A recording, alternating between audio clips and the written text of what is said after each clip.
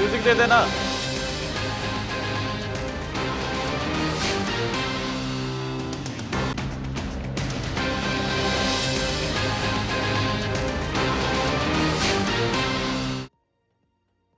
नमस्कार, डेट के प्रहार में आप सब दर्शकों का बहुत बहुत स्वागत है और मैं हूं अनिल शर्मा। शुरुआत करना चाहेंगे जम्मू कश्मीर की बड़ी खबरों के साथ और इसके साथ साथ विस्तार पूर्वक आपको बताएंगे कि देश के अंदर किस तरह से क्या कुछ चल रहा है और देश की गतिविधियां किस तरह से आगे की ओर बढ़ती हुई नजर आ रही है। और उससे पहले आपको बता दूं कि राहुल गांधी का अगर जिक्र करते हैं, सांसद राहुल गांधी और कांग्रेस की ही बात करेंगे तो कांग्रेस के हवाले से आपको बताएंगे कि कांग्रेस के राहुल गांधी की तरफ से जो बयान दिया गया है, जब मैंने आतंकवादियों का जिक्र करेंगे तो आतंकवादियों का ये बयानात अगर हम जिक्र कर रहे हैं तो जिस तरह से उन्होंने साफ तौर पर कहा कि जब मैं भारत जोड़ो यात्रा कर रहा था और भारत जोड़ो यात्रा में जब मैं वहां पहुंचा और उसके दौरान क्या कुछ हुआ उसको लेकर अब राहुल गांधी जो है कैम्ब्रिज के अंदर जो है ये बयानात देते हुए नजर आए। जब आतंकवादियों ने मुझे देखा और इसके साथ साथ तब राहुल गांधी की नजर उनके साथ मुलाकात होती है और उसके बीच आपको बता दें कि जो फासला था वो तस्वीर भी हम आपको दिखाएंगे। मगर इस वक्त जो लगातार ये बयान जो है अब राहुल गांधी जी का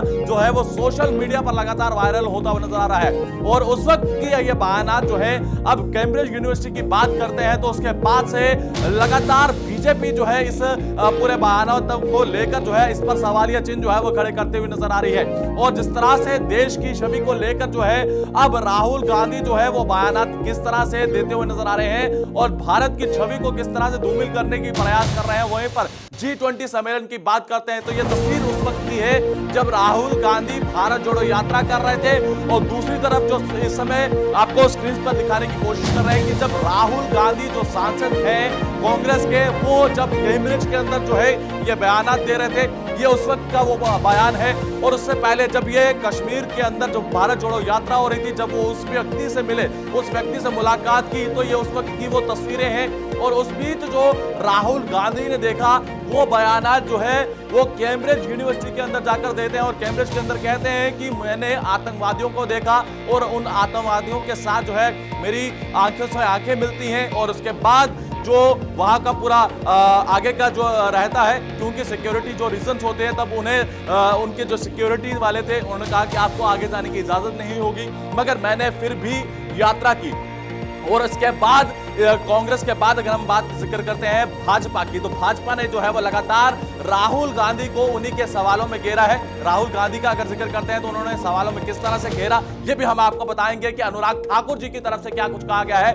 वो भी इस वक्त बड़ी जो है लगातार तस्वीर पर देखने को मिल रहा है कि राहुल गांधी विवादित बयान जो है वो लगातार देते रहते हैं और देश की अखंडता की बात करते हैं और देश के किस तरह से उन बयानों को तोड़ मरोड़ कर जो है वो पेश करने की कोशिश करते हैं और देश की छवि को किस तरह से खराब करने की कोशिश करते हैं। हालांकि विदेश में जाकर जो बयानात देते हैं विदेशी एजेंसियां या फिर उनके जो दोस्त हैं उनके साथ मिलकर जो है भारत को किस तरह से बदनाम करने का प्रयास करते हैं, दुष्प्रचार करने का प्रयास करते हैं। और लगातार कांग्रेस की ये राजनीति रही है, ये लगातार अनुराग ठाकुर जी की तरफ से कहा जा रहा है और ये बयानात जो है अनुराग ठाकुर जी की तरफ से दिया गया है। उन्होंने साफ तौर पर कहा कि भारत के अंदर रहकर और जब विदेश जाते हैं तो इनकी भाषा जो है वो चेंज हो जाती है। और उन्होंने ये कहा कि भारत को बदनाम करने का ठेका जो है वो कांग्रेस सरकार ने लिया है, ये अनुराग ठाकुर का कहना है। और इस वक्त आपको बता दें कि राहुल गांधी के बयानों को लेकर, मगर उससे पहले आपको बताएंगे कि राहुल गांधी ने एग्जैक्ट वर्ड क्या कहे थे वो आपके लिए जानना जरूरी है। और उसके बाद से सियासत किस तरह से तेज होती हुई नजर आई है वो भी हम आपको बताएंगे। आरएसएस प्रमुख ने क्या कुछ कहा है, मगर उसके साथ साथ दिग्विजय जो कांग्रेस के बड़े नेता है उन्होंने क्या कुछ कहा है। और वहीं पर हरियाणा के मंत्री का अगर जिक्र करते हैं तो उन्होंने पीओजे को लेकर क्या कुछ कहा है वो भी एक एक कर हम आपको बताएंगे। मगर उससे पहले जब राहुल गांधी ने कैम्ब्रिज के अंदर इस तरह से बयान दिया और लगातार सियासत जो है वो लगातार अब सियासी बवाल बन चुका है कि जिस तरह से उन्होंने कहा कि मैं कश्मीर घाटी पहुंचा और वहां के जो वातावरण है वो वहां पर खुलेआम जो है आतंकी वहां पर घूमते हैं और इस तरह की जो है स्थिति वहां पर बनी हुई है और देश के अंदर जो है वो तोड़ने की कोशिश की जा रही है। मीडिया को बोलने की इजाजत जो है वो नहीं दी जाती है। इस तरह से राहुल गांधी कहते हुए नजर आए हैं। आइए राहुल गांधी ने क्या कुछ कहा है सुनते हैं। And then the really interesting thing happens. So we've been told we're going to be killed. We're walking, and people are coming, and then one guy looks at me and he says, "Call me." So I'm like, "Come." And the security people have said, "Listen, please don't do this. Please don't call people. Like we walk here, don't call people, because this is putting everybody at risk." So the guy says, "Call me." I say, "Come." So he comes. Starts walking next to me, and he says, "Mr. Gandhi, you've come here to listen to us?" So I'm like, "Yes." So he's like, "That's interesting." He's like, "You really come here to listen to us?" And I'm like, "Yes." So he's like, "Good." And then he says, "You see those guys over there?" And we're walking. And he says, "You see those guys over there?" And I'm like, "Yes." "Who?" He's like, "Those boys over there." And I'm like, "Yeah." He's like, "The militants." Right? Now, militants should normally kill me. In that environment, militants should kill me. And he says, "They're there. And they're looking at you." So I look at them, and they give me this sort of, I'm serious, they give me this sort of look. And I'm like, okay, I'm now in trouble, right? Because this guy's just told me this. They give me this look, and I give them this look back, and then we carry on, nothing happens. And then the really interesting thing happens. So we've been told we're going to be killed. We're walking, and people are coming, and then one guy looks at me and he says, "Call me." So I'm like, "Come." And the security people have said, "Listen, please don't do this. Please don't call people. Like we walk here, don't call people, because this is putting everybody at risk." So the guy says, "Call me." I say, "Come." So he comes, starts walking next to me, and he says, "Mr. Gandhi, you've come here to listen to us?" So I'm like, "Yes." So he's like, "That's interesting." He's like, "You really come here to listen to us?" And I'm like, "Yes." So he's like, "Good." And then he says, "You see those guys over there?" And we're walking. And he says, "You see those guys over there?" And I'm like, "Yes." "Who?" He's like, "Those boys over there." And I'm like, "Yeah."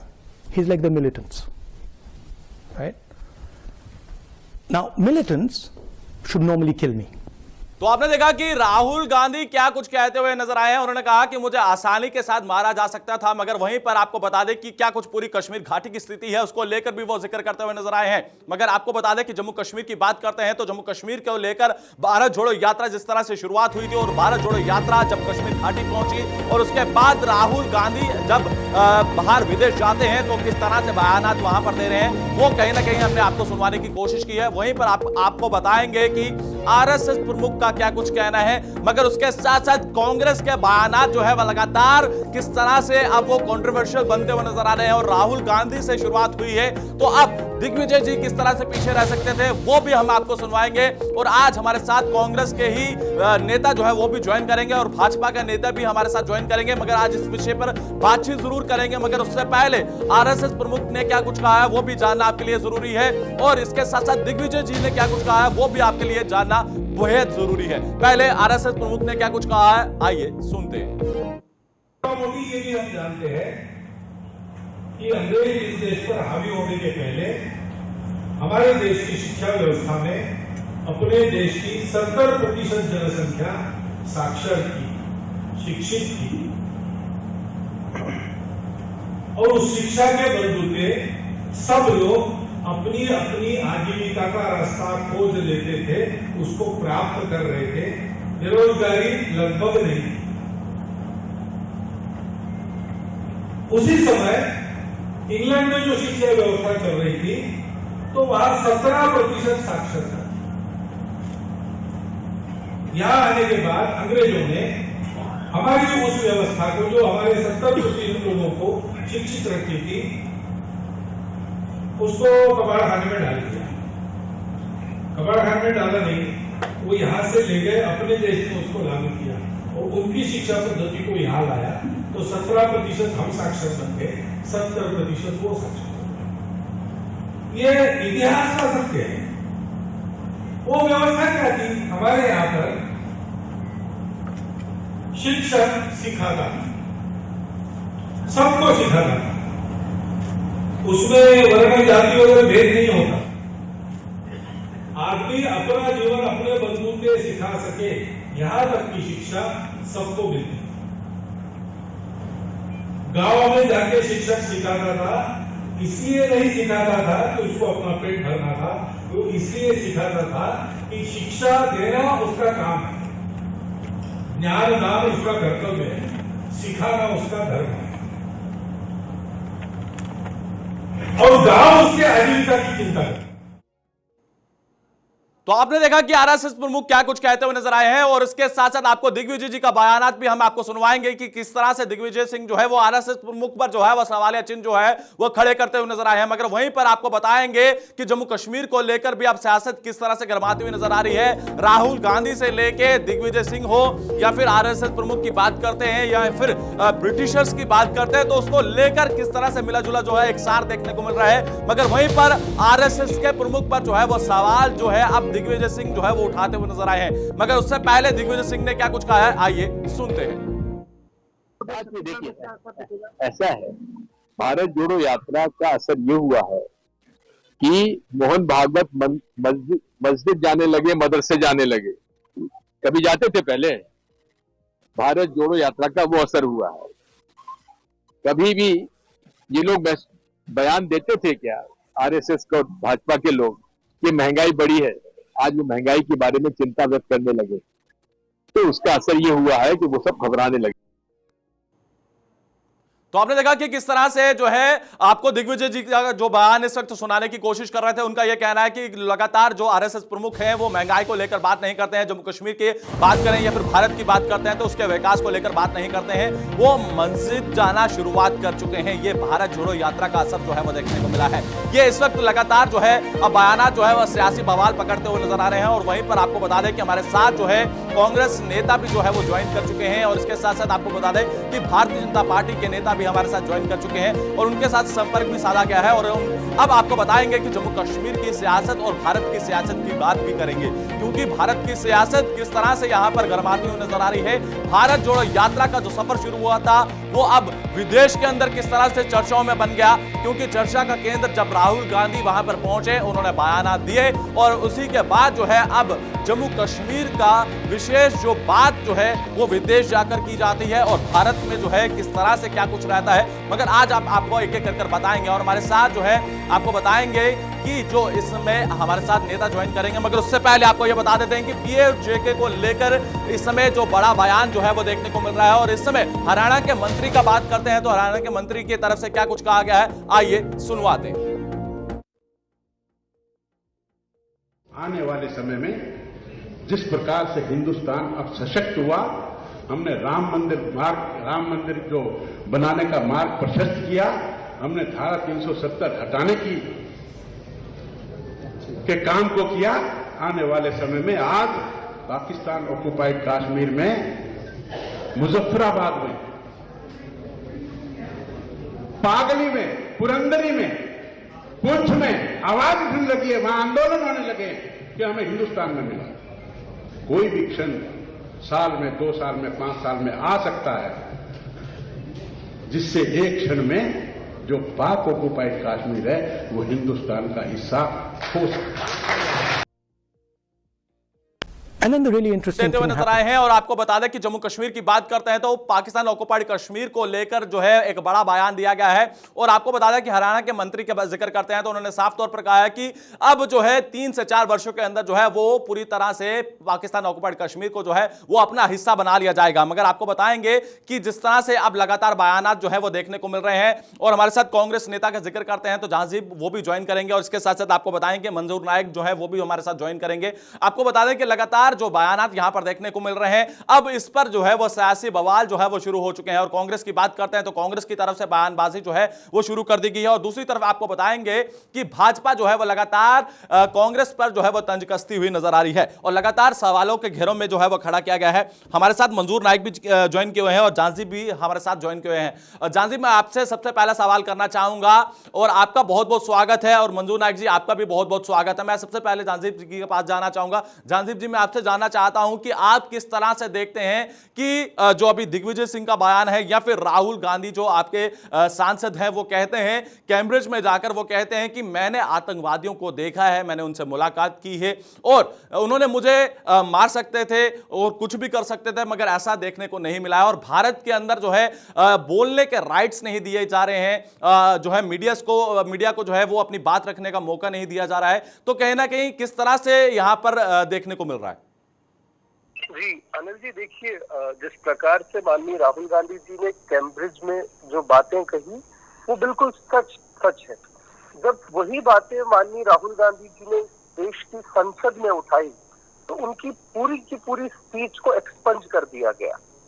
या मानना यह है कि इस देश में यदि आप आज सच बोले, सरकार के खिलाफ कोई आवाज उठाए तो अब इस देश की संसद भी उस चीज को अलाउ नहीं कर रही है। दूसरी और इम्पोर्टेंट बात जो उन्होंने कल वहां पर कही वो ये कही कि आप कैम्ब्रिज में आकर बात कर सकते हैं, इंटरनेशनल यूनिवर्सिटीज में आकर बात कर सकते हैं, पर दुर्भाग्यपूर्ण आप भारत की किसी यूनिवर्सिटी में आज आप बात नहीं कर सकते हैं। यदि आप भारत की किसी यूनिवर्सिटी में बात करें तो आप पर एंटी नेशनल का लेबल लगा दिया जाता है।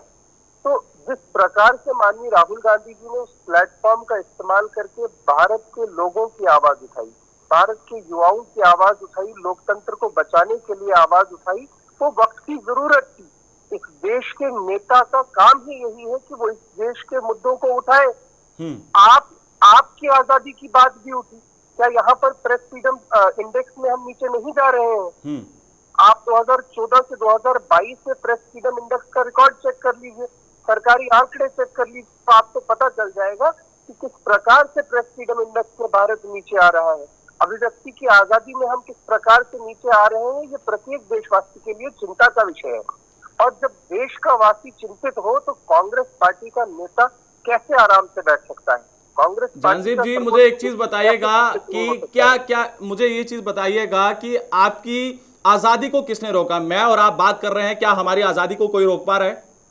देखिए, ये बहुत छोटी सी मिसाल आप दे रहे हैं कि आपको और मेरे को किसने रोका। मुझे आप ये बताइए, क्या इस देश में प्रोटेस्ट करते टाइम लाठियां बरसाई जा रही हैं? आपने मेरी ही मिसाल पूछी तो हम अभी पिछले महीने कश्मीरी पंडितों को समर्थन देने के लिए उनके प्रोटेस्ट में गए, समर्थन देने के लिए। क्या डेमोक्रेसी में प्रोटेस्ट को समर्थन देना जुर्म है?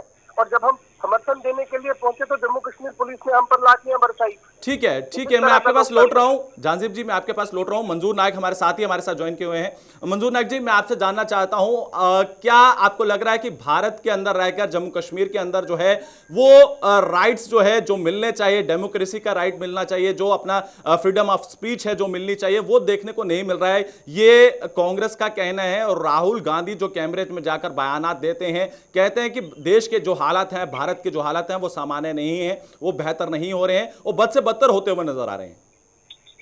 अनिल जी, बात ऐसे है कि बीजेपी ने पहले ही कहा था कि कांग्रेस हो या कुछ जम्मू कश्मीर की रीजनल पॉलिटिकल पार्टीज हो, इन्होंने हमेशा से जम्मू कश्मीर में टेररिज्म को प्रोटेक्ट किया है, टेररिज्म को नर्चर किया और टेररिज्म को प्रमोट किया है। और इस चीज को साबित करती है मिस्टर गांधी की जो स्टेटमेंट है जो उन्होंने कैम्ब्रिज यूनिवर्सिटी में लेक्चर देते हुए कही है, वो स्टेटमेंट इनकी जो है ये प्रूव करती है कि यही लोग थे जिनका क्लोज टेरर लिंक था, इनका नेक्सस है आतंकवादियों के साथ, और ये आज इनकी मिस्टर गांधी की स्टेटमेंट ने प्रूव कर दिया है। और मैं आपको बताना चाहता हूं अनिल जी कि from mister Gandhi's unfortunate statement what one can construe from it is that anywhere in the whole world militants never ever kill their own ilk. आप समझ सकते हैं कि अपने ही आतंकवादी जो है अपने साथियों को कभी कत्ल नहीं करते हैं।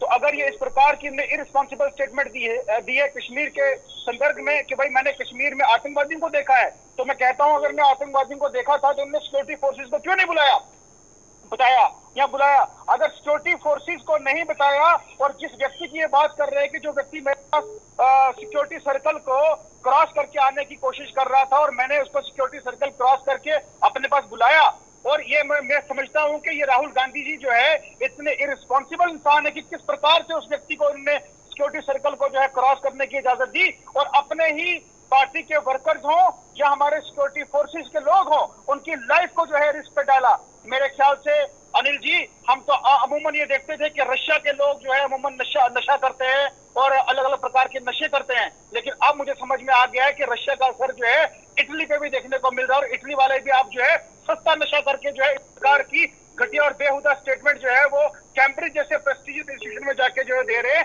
ये बड़ा ही अनफॉर्चुनेट है। और दूसरी बात मैं आपको बताना चाहता हूं अनिल जी कि ये राहुल गांधी जी से हमें सीखने की जरूरत नहीं है कि भारत देश में डेमोक्रेसी या सेंसरशिप क्या है, ये हम बेहतर जानते हैं। सेंसरशिप की अगर किसी ने मिसाल देनी है तो 1975 की एग्जांपल दे, जब हमारी उस वक्त की जो है प्राइम मिनिस्टर श्रीमती इंदिरा गांधी जी ने किस प्रकार से डेमोक्रेसी का गला घोट के पूरे देश में इमरजेंसी लागू की थी।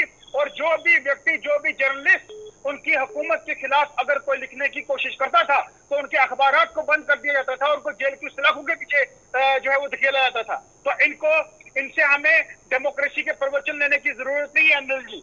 ठीक है, मैं जांजिब जी मैं आपसे जानना चाहता हूं कि जिस तरह से राहुल गांधी जिक्र कर रहे थे कि मैंने जब देखा तो वहां पर सिक्योरिटी का इतना पुख्ता प्रबंध था, सिक्योरिटी वालों से जिक्र कर सकते थे और उनके उसके बाद जो जानकारी दे सकते थे, मगर उसके बावजूद भी वो कश्मीर घाटी आते हैं। हालांकि खेलो इंडिया का कार्यक्रम वहां चल रहा था, वहां पर जो है प्रियंका गांधी वाड्रा भी पहुंचती है और एक बार फिर से गुलमर्ग की वादियों में जो है वो छुट्टियां बिताने यहां पहुंचते हैं। वो आप किस तरह से देखते हैं? एक तरफ आप कहते हैं कि कश्मीर घाटी में अमन चैन नहीं है, एक तरफ राहुल गांधी कहते हैं कि वहां पर तिरंगे जो मैंने अपने पीछे देखे वो इतिहास में पहले नहीं देखे। आप किस तरह से देखते हैं? पहले वर्डिक्ट कुछ और देते हैं और उसके बाद अपना ही भाषण जो है वो चेंज कर देते हैं राहुल गांधी। आप किस तरह से देखते हैं जांजिब जी? जी अनिल जी, देखिए पहले तो मैं जो भारतीय जनता पार्टी के प्रवक्ता मेरे भाई बैठे हुए हैं उन्होंने ये कहा कि कांग्रेस पार्टी के आतंक की लिंक है और बाकी रीजनल पॉलिटिकल पार्टीज के आतंक की लिंक है, तो मैं इन्हें 3 जुलाई 2022 की वो खबर याद दिला दूं जब तालिब शाह नाम का Bharatiya Janata party social media wing का एक ऑफिस बेयरर लश्कर तोयबा के साथ पकड़ा गया, इनका ऑफिस बेयरर तालिब हुसैन शाह 3 जुलाई 2022 की खबर पढ़ लीजिएगा। जांजिब जी ये एक चीज मीटिंग में गया हुआ था, ऐसा ऑफिस बेयरर जो इनके स्टेट प्रेसिडेंट के साथ देखा गया, इनका ऑफिस बेयरर आतंकी है। दरअसल इनके पहले भी लिंक जो है मंजूर जी एक मिनट मैं आपके पास लौटूंगा। मंजूर जी आपको समय दूंगा। जांजिब जी अपनी बात कंप्लीट करिएगा, फिर मैं आपसे एक सवाल करना चाहूंगा। जी मैंने स्पष्ट किया कि तालिब शाह नाम का आतंकी भारतीय जनता पार्टी का ऑफिस बेयरर था, ऑफिस बेयरर जिसका ऑफिशियल लेटर हेड तालिब हुसैन शाह नाम का आतंकी माननीय गृह मंत्री जी के साथ फोटोग्राफ में पाया गया। जांजिब जी यहाँ पर मैं आपको रोकना चाहूंगा, यहाँ पर ये ऑफिशियली स्टेटमेंट क्लियर किया था भाजपा की तरफ से कि उनके साथ कोई संबंध नहीं है, कोई ताल्लुकात नहीं है, ये उस समय ऑफिशियली स्टेटमेंट दी गई थी इस पर। नहीं, मैं स्टेटमेंट की बात नहीं कर रहा, मैं भाजपा के प्रवक्ता को याद दहानी करा रहा था कि 3 जुलाई 2022 की खबर पढ़ लीजिएगा जब आप ही का एक साथी लश्कर तोयबा के साथ पकड़ा गया था, जो सर्टिफिकेट देता है। और हमें इसमें कोई शक शुबा नहीं है कि इनके कहाँ कनेक्शन है, क्या कनेक्शन है, वो हमें दोहराने की बात नहीं है। अंग्रेजों के जो पिट्ठू हो उनसे हमें देशभक्ति की ना सर्टिफिकेट चाहिए होगी और ना ही देशभक्ति की उनसे हमें कोई एक्सपेक्टेशन है। ये तो गुलाम रहे हैं अंग्रेजों के। रहा सवाल दूसरी बात जो ये कर रहे थे डेमोक्रेसी की, डेमोक्रेसी में अभिव्यक्ति की आजादी की और प्रेस फ्रीडम इंडेक्स की, इन्हें कहिए कि तथ्य पढ़ के आया करें और टेक्स्ट पढ़कर आया करें, डाटा पढ़कर आया करें जब डिबेट में आते हैं। कहानियां बोने से, किसी नेता को गाली देने से, उसके मदर उस पर सवाल उठाने से या उनके कैरेक्टर असैसिनेशन करने से राजनीति नहीं होती है। राजनीति का स्तर इन्होंने पहले भी गिराया हुआ है, इनके सर्वोच्च नेता ने गिराया हुआ है, तो इनसे तो अपेक्षा ही नहीं कर सकते। ठीक है जांजिब जी, मैं जा रहा हूं मंजूर जी के पास। मंजूर जी मैं आपसे जानना चाहता हूं कि जो इस समय आपने सुना होगा कि जांजिब जी का क्या कुछ कहना है कि तथ्यों के साथ आया करें। वो कह रहे हैं कि तथ्य नहीं है, भाजपा तथ्य नहीं रखती है और सिर्फ मापदंड अपनाने की कोशिश करती है। मंजूर जी सुन पा रहे हैं आप? बिल्कुल सुन पा रहा हूं अनिल जी। भाजपा हर एक बात जो है पूरे तथ्यों के साथ कहती है। जम्मू कश्मीर में सिक्योरिटी इंप्रूवमेंट के तथ्य आपके सामने हैं। आप देख सकते हैं कि 2019 में आर्टिकल 370 और 35 से हटने के बाद जम्मू कश्मीर में किस प्रकार से सिक्योरिटी सिनेरियो में जो है एक मेजर तब्दीली आई है। यही वजह है कि आज राहुल गांधी जी जो है ये लखनपुर से लेकर कश्मीर लाल चौक तक जो है पैदल चले किसी खौफ और खतरे के, और कैम्ब्रिज में जाके खड़े होकर कह रहे हैं कि मुझे आतंकवादियों ने देखा लेकिन मुझे कुछ किया नहीं। जैसे राहुल गांधी जाते हैं, उनका कोई आपस में रिलेशनशिप है आतंकवादियों के साथ, या फिर बिल्कुल झूठ कह रहे हैं। दूसरी बात, ये राहुल गांधी जी की स्टेटमेंट है कैम्ब्रिज में कि मैंने हर तरफ से जो है लोगों के हाथ में तिरंगे झंडे देखे। आपको याद होगा अनिल जी, जब आजादी का अमृत महोत्सव हम लोग सेलिब्रेट कर रहे थे, और जब आप ही लोगों ने, आप ही हमारे जर्नलिस्ट भाइयों ने जम्मू कश्मीर में एक कवर किया था, एक कवरेज की थी कि जम्मू कश्मीर के 1 लाख से भी ज्यादा घरों के ऊपर जो है तिरंगे झंडे लहराए गए हैं, बच्चे बच्चे के हाथ में तिरंगा है। तब ये लोग क्या कहते थे? तब लोग कहते थे कि मोदी गवर्नमेंट जो है अपने खौफ से लोगों के हाथ में झंडे दे रही है। और आज इन्हीं का नेता जो है वो कैम्ब्रिज यूनिवर्सिटी में जाके कह रहा है, एडमिट कर रहा है इस चीज को कि भाई मिस्टर गांधी ने एडमिट किया है कि वहां पे हर एक व्यक्ति के हाथ में तिरंगा झंडा देखा है। तो क्या ये इनको तब्दीली नजर नहीं आई? इनको ये तब्दीली नजर नहीं आई? ठीक है मंजूर नायक जी, ठीक है मंजूर नायक जी, ठीक है। मैं आखिरी सवाल आपसे करना चाहूंगा जाजिब जी, क्या कुछ कहना चाहेंगे इस पूरे धोरी राजनीति जो इस समय देखने को मिल रही है? क्या आपको लगता है कि यहां पर जो है भारत की छवि को धूमिल करने का प्रयास कर रहे हैं या राहुल गांधी, या फिर सच में ऐसा भारत के अंदर चल रहा है? अनिल जी, 2 बातों से मैं कंक्लूड करना चाहूंगा। पहली चीज, भारत की छवि तब खराब नहीं होती है जब विपक्ष का नेता कोई बयान दे। भारत की छवि उस समय पर खराब होती है जब 56 इंच के सीने का दावेदार प्रधानमंत्री 40 जवानों की शहादत के बाद पाकिस्तान के प्रधानमंत्री के घर पे जाके बिरयानी खाता है। ठीक है, ये मंजूर, मैं आपसे जाजिब जी मैं आपसे बात करूंगा। मैं आपसे सिर्फ एक सवाल करना चाहूंगा। मैं आपसे आपकी जानकारी के लिए इकोनॉमी वीक है और हम चाइना के साथ नहीं लड़ सकते हैं। देश की छवि तब खराब होती है। जानजीव जी, मैं आपकी जानकारी के लिए बता दूं कि इटली की प्रधानमंत्री भारत पहुंची और भारत में पहुंचने के बाद उन्होंने क्या कुछ बयान दिए। उन्होंने कहा कि देश के अंदर जो है, पूरे वर्ल्ड की अगर हम बात करते हैं तो एक ऐसे प्रधानमंत्री हैं जो अपना दावा पूरी तरह से रखते हैं। मैंने कहा मेरे को इटली की प्रधानमंत्री से कोई अपेक्षा नहीं है, मुझे तो अपने देश के प्रधानमंत्री से अपेक्षा है। मैं तो चाहता हूं कि मेरे देश का प्रधानमंत्री चाइना को लाल आंख दिखाए, ना कि उसके साथ जाके झूला झूले। मैं तो चाहता हूं कि मेरे देश का प्रधानमंत्री आक्रमण करे। चलिए, बहुत बहुत शुक्रिया जानजीव जी, आपका भी बहुत बहुत शुक्रिया। मंजूर नायक जी, आपका भी। तो आपने देखा कि किस तरह से लगातार जो है अब सियासी बवाल जो है इस पर शुरू हो चुका है और लगातार जानकारी अपने दर्शकों को अपडेट करने की कोशिश कर रहे हैं कि भारत के अंदर किस तरह से जो है वो राजनीति देखने को मिल रही है और राजनीति किस तरह से, राजनीति का गलियारा जो है वो अब और भी आग पकड़ता हुआ नजर आ रहा है और ये बयानात किस तरह से हैं वो भी हमने आपके समक्ष रखे हैं। और आज के कार्यक्रम में इतना ही, कल फिर हाजिर होंगे। दीजिए इजाजत, नमस्कार।